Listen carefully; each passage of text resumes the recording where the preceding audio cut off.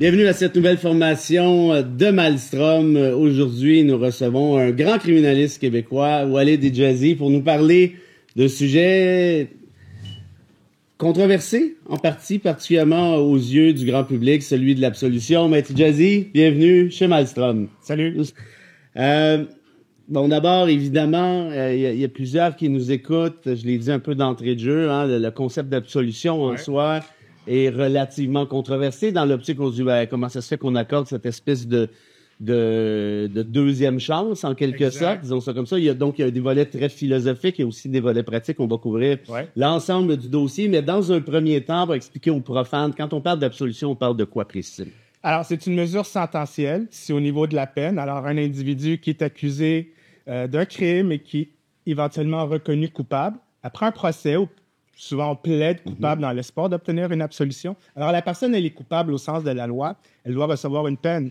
Et le juge qui doit imposer la peine, peut-être qu'il va imposer ce qu'on appelle une absolution. C'est l'idée du pardon. On est pardonné sur sentence, essentiellement. Alors, la personne est reconnue coupable. Ça n'efface pas sa déclaration de culpabilité. Mais, et là, je cite le Code criminel, elle est réputée ne pas avoir été condamnée. Qu'est-ce que ça veut dire concrètement? Oui, c'est ça. Quelle est la différence pratique? C'est extrêmement important. La personne n'a pas de casier judiciaire. Alors, quand on fait l'objet d'une peine, généralement, on a un casier judiciaire. Et un casier judiciaire, ça peut créer plusieurs complications dans la vie. On peut avoir de la difficulté, on peut perdre son emploi si l'emploi exige qu'on n'ait pas d'antécédents judiciaires.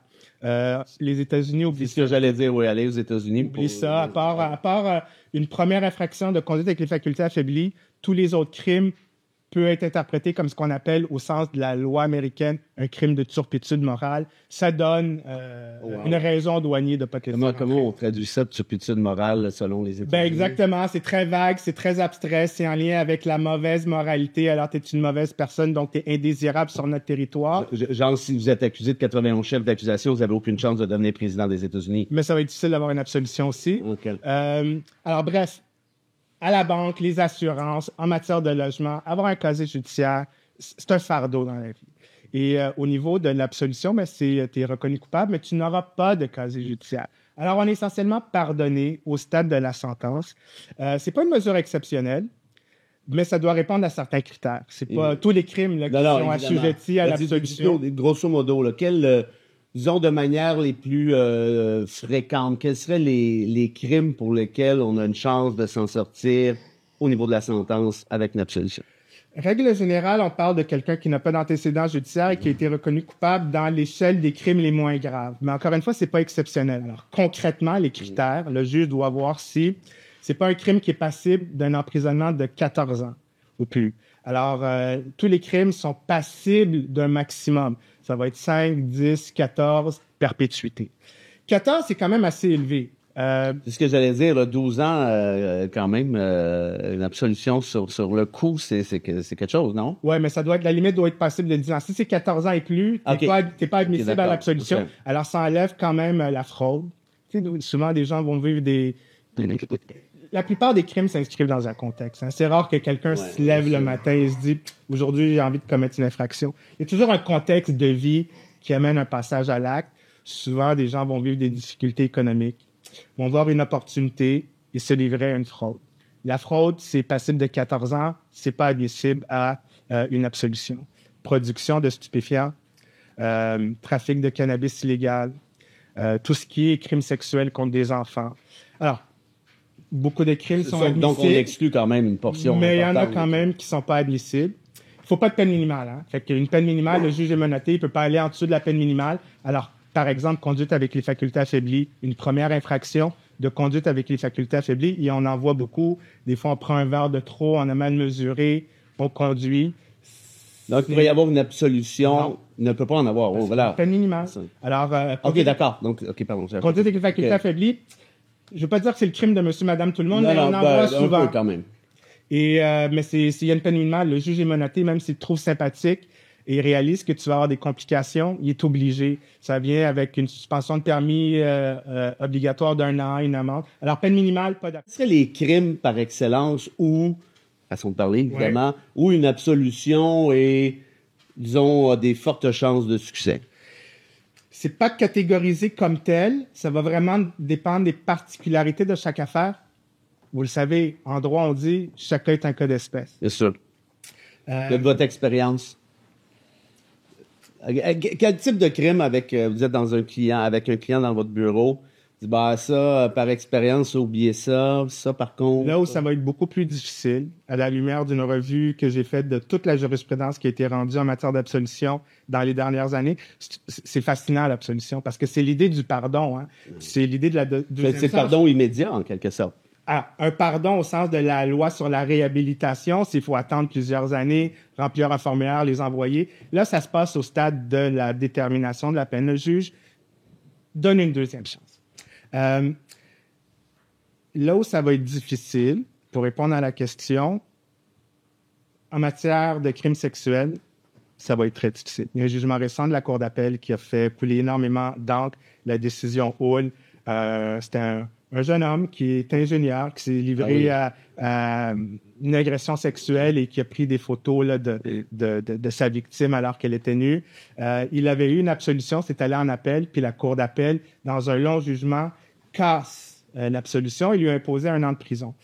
Les crimes sexuels, de manière générale, il y en a... Pour la petite histoire, c'était le même gars qui s'était fait ramasser à Cuba pour une histoire similaire entre le moment de l'absolution au cours supérieur et la décision de la Cour d'appel. Bon, évidemment, si la Cour d'appel a lu les journaux, a suivi les médias de manière générale, j'imagine, en tout cas, on ne saura jamais, hein, c'est pas écrit dans la décision, je présume, mais en tout cas, le juge étant humain, j'imagine que toute la question de l'absolution repose, puis vous me confirmez ou pas, mais repose sur l'idée de, un peu que ce que vous avez dit tout à l'heure, X mérite une deuxième chance, et je crois qu'il a appris sa leçon.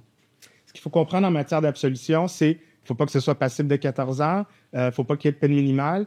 Et substantiellement, dans tous les cas où une demande d'absolution est faite, et ce que le juge va regarder, c'est 2 choses. Est-ce que c'est dans l'intérêt véritable de la personne? La personne doit démontrer son intérêt véritable. À obtenir l'absolution. Oui, ça veut dire qu'il va y avoir des conséquences au niveau de son emploi. Elle va perdre son emploi, elle va être congédiée parce que c'est un emploi qui peut pas se permettre d'avoir des antécédents judiciaires. Par exemple, quelqu'un qui travaille dans le domaine de la sécurité, ou un policier, un avocat, un militaire. Il y a plusieurs emplois où on peut pas se permettre d'avoir un casier judiciaire, ou ça va entraîner des complications. Par exemple, si on est membre d'un ordre professionnel. Ça, c'est l'intérêt véritable. Ne serait unique. Alors, il y a l'emploi, mais aussi les déplacements transfrontaliers. Donc, peu importe le job ou qui vous amène à aller aux États-Unis. Je dois concrètement aller aux États-Unis pour les fins de mon emploi, pour mes études, j'ai un programme d'échange. Bon. Alors, il faut prouver qu'on a un intérêt véritable. Ça va plus loin que les désagréments qui viennent naturellement avec un casier judiciaire. Voilà. Tout le monde, n'importe qui est devenu un contrevenant, qui a commis un crime et qui est reconnu coupable et qui doit subir une peine, va vivre des inconvénients. Mais question peut-être ridicule, mais tu l'as dit, mais est-ce qu'il y a des emplois au Québec, prenons juste cet exemple-là, qui s'accommodent relativement aisément d'un casier judiciaire? J'ai comme l'impression que c'est... Je sais que la Charte québécoise protège en quelque sorte le droit à l'emploi. Mais il y a des emplois que c'est dans le contrat et c'est... En droit du travail, on va voir s'il y a un lien avec l'emploi. Oui. Pédophilie puis un centre de gardiennage, disons. Ça, il faut être parfaitement clean. On ne peut pas se permettre d'avoir même été arrêté. Alors, il y a des emplois qui exigent ça, ne pas avoir d'antécédents judiciaires. Alors, au niveau de l'emploi, il y a des ordres professionnels. On peut penser à nous, les avocats ou des étudiants en droit. Il n'y a pas encore son emploi d'avocat. Il n'a pas encore été admis au barreau. Faire la démonstration de bonnes mœurs, Mais il aspire à devenir avocat. C'est une erreur de jeunesse. Et on verra que les juges sont plus enclins à donner une deuxième chance, là. Mais il y a un potentiel. Il faut démontrer qu'on se mérite l'absolution et qu'on a un potentiel et que si on a un casier judiciaire, la peine va être disproportionnelle. Il va y avoir une peine, mais qui a un effet disproportionné. Quand vous parlez de potentiel, vous parlez de quoi précisément? Alors, en matière d'intérêt véritable, que ce soit pour l'emploi, pour aller aux États-Unis, ça ne peut pas être simplement spéculatif. Le juge doit voir que c'est concret, qu'il y a un effort réel qui est fait dans le but de réaliser son but. Alors, prenons l'exemple de l'étudiant en droit. il peut pas se permettre d'avoir un antécédent judiciaire s'il veut être avocat. Il n'est pas encore avocat. Il n'a pas encore fait son admission au barreau. Mais le juge va voir, est-ce qu'il y a un potentiel? Est-ce qu'il y a un effort qui est fait dans le but de, c'est un étudiant, il fait son bac, il a des relativement bonnes notes, il a l'intérêt de devenir avocat, puis il chemine dans ce sens-là. Donc, quand vous parlez de potentiel, vous parlez de ça essentiellement. Alors, le risque de perte d'emploi n'a pas à être concret dans l'immédiat, mais c'est un risque réaliste, c'est pas un risque spéculatif.